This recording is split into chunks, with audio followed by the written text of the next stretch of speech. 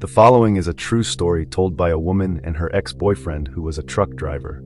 The story is about how she would travel with him and come across some unusual characters and some really unusual radio conversations. I hope you enjoy this one, and if you do, consider sharing it with a friend. During the time on the road, you meet a lot of crazy people and you see a ton of crazy shit. And I do mean a ton of crazy shit. People often hear about stories of things that happen on the road. Most of them are more gross than scary. You know, like drivers getting a little too friendly with their cabin buddy, whether it be a dog, cat, or even goat.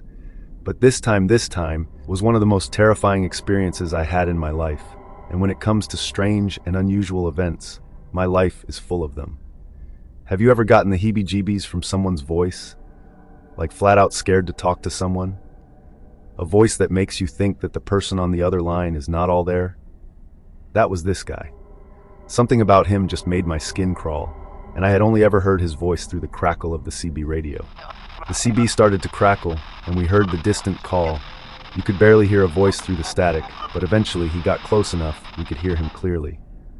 He must have been 50 miles or so behind us, because it was still faint, but our CB radio was peaked and tweaked and could really reach out and touch someone, so we could just hear him through the chatter of the CB.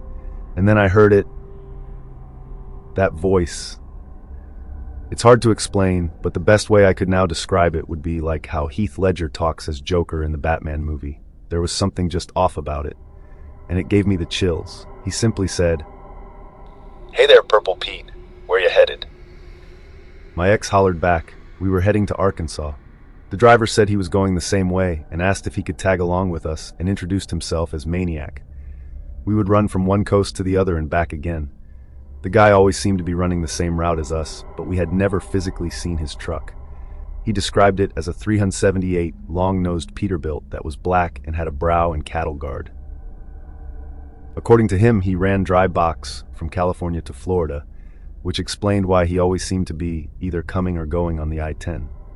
One week, when we were running from Florida back to LA, we caught up to him on his back trip from Redmond, Washington to Baton Rouge, Louisiana. He told us he would meet up with us in Nevada when we did our trip back because by that time we would have ran out of hours and needed to take a rest. We said sure, even though I totally didn't want to meet this guy. My ex had become friends with him, so we gave him an ETA on when we would be back in the area and what truck stop we would be at, and told him we would meet up for a meal with him.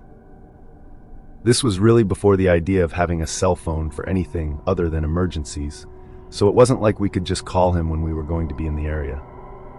He agreed, and we parted ways. My ex continued talking to him until the radios would no longer reach. We had finished our load and were heading back to Las Vegas to the truck stop we agreed on, and waited. Las Vegas is a shady place for truckers in general. Lots of crime. Lots of bad stuff happens, so we waited in the truck. Finally, we got bored and ventured into the truck stop for a bit. We waited and eventually killed enough time where we could take another load, so we headed out, never actually meeting up with him in Nevada. But a few months later, we ran into him in Oklahoma.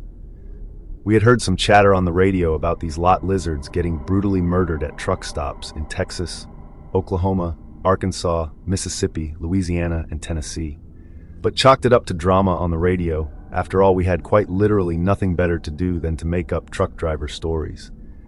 We had kept hearing about it and even brought it up to Maniac, and he just laughed. He said it must be one real sick fuck doing it. It must just be a story, because if it was true, they would have caught him already. I bet he has even left fingerprints or semen at the crime scene. With as bloody and messy as it was, I bet he wants to get caught.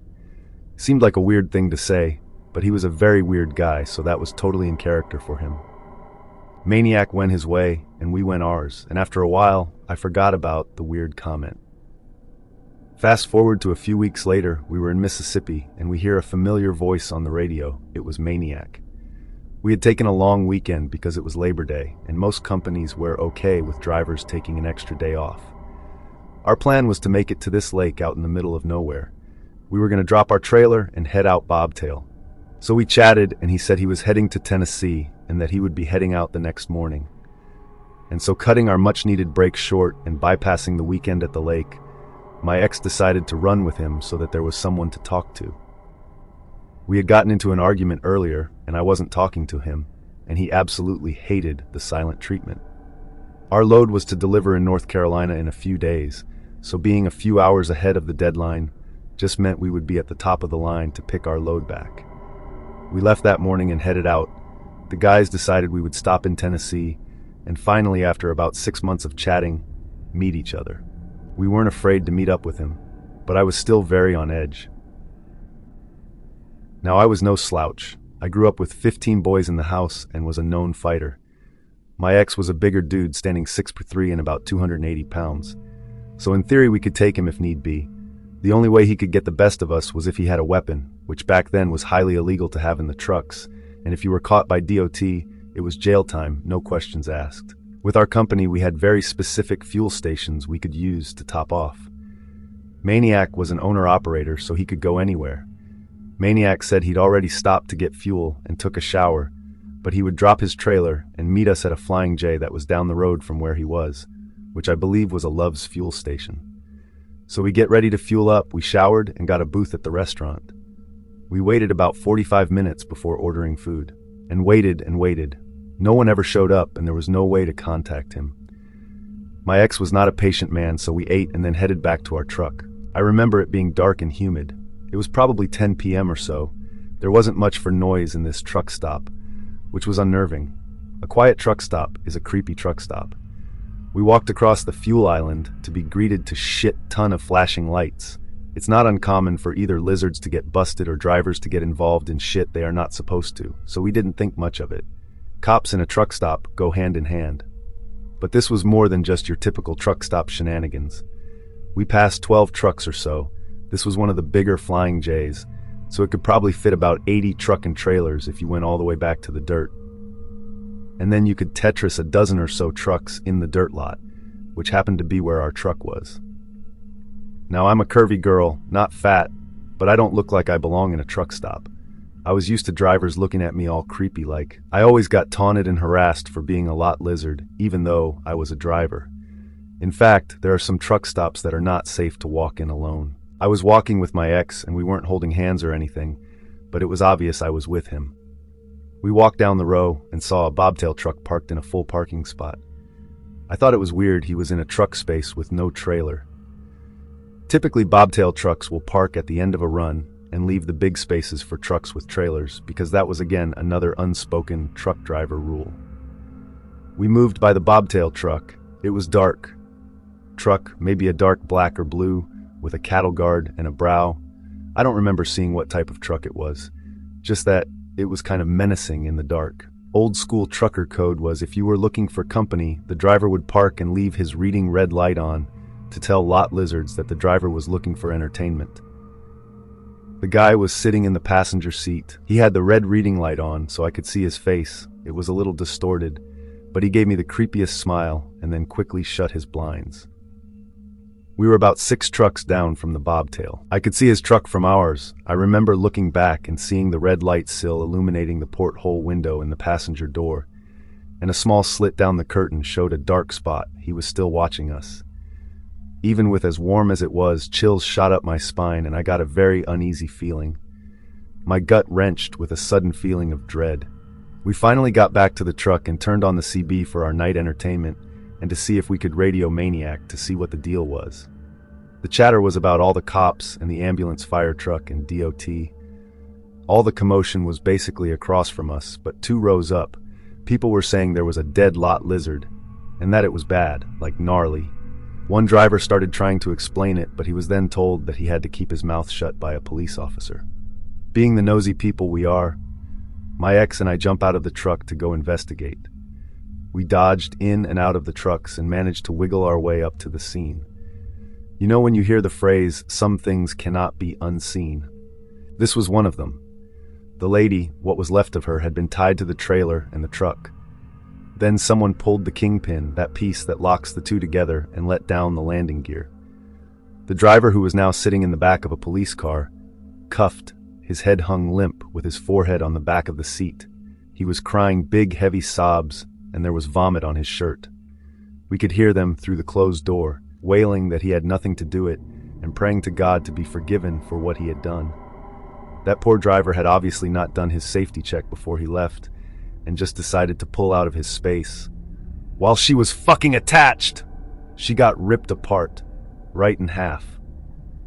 Without getting too graphic, I can tell you that a normal human body should never look like that, and it was like something you would probably see in the Saw movies. I remember stumbling back and bumping into another driver. He just looked at me, pale, and looked as if he was going to get sick. I don't do well with that body function, so I moved quickly away from him and started making my way back to the truck. I was almost running back, zero fucks given that I should have waited for my ex because he had the keys. I made it to the truck and tugged on the door, but it wouldn't open, so I ran to the truck stop full speed. I was going to get sick, and I would rather not have people see me. I passed the spot where the bobtail truck was parked, and it was gone.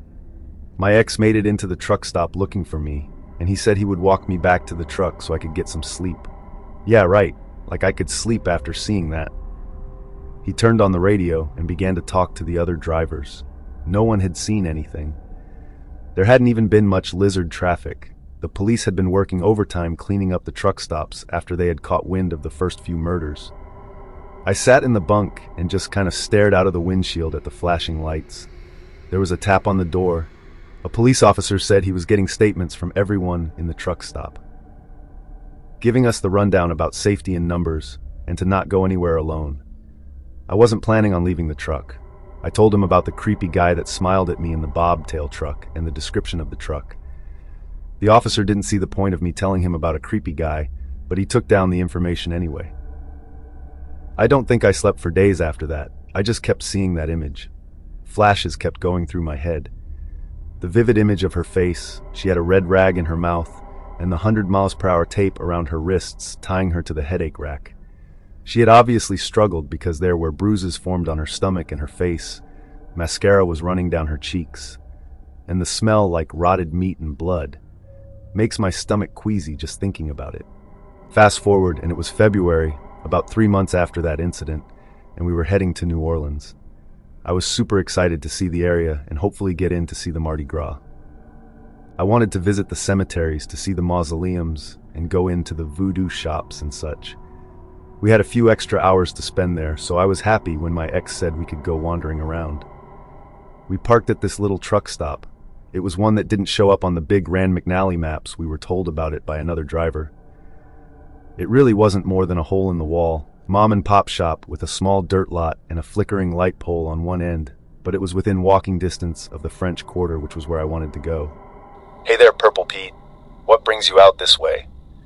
The voice on the CB was loud, so he was really, really close. There was only 2 other trucks in the lot, an old Freightliner hauling a Swift trailer and a dark green Kenworth that had a cattle car on the back hauling cows.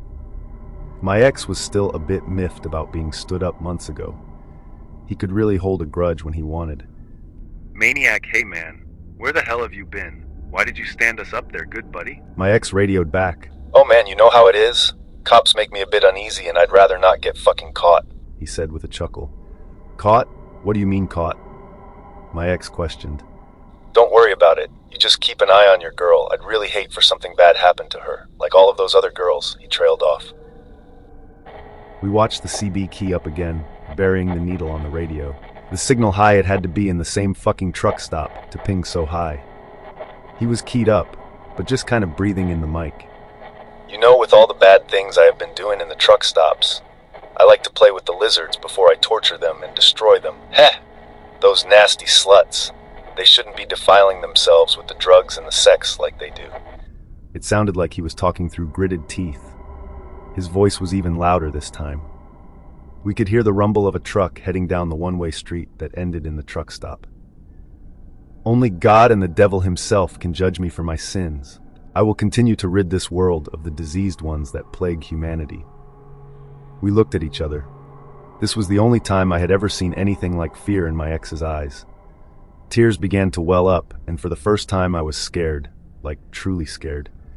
A dust cloud came rolling up into the truck stop, and this dark black menacing Pete with a cattle guard and brow came rolling by slowly.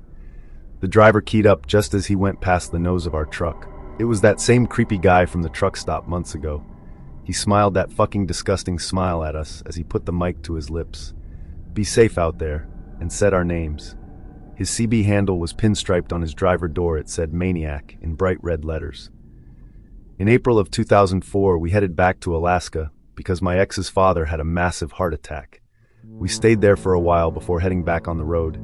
As far as I know, there were 7 total murders. There could have been more. Who knows how long he had actually been ridding the world of its sins. I don't know if the guy was ever caught. I can tell you one thing, though. The second time around, I wasn't making friends with anyone on the road, and I always kept a 6-inch blade on me at all times, just in case I ever ran into Maniac.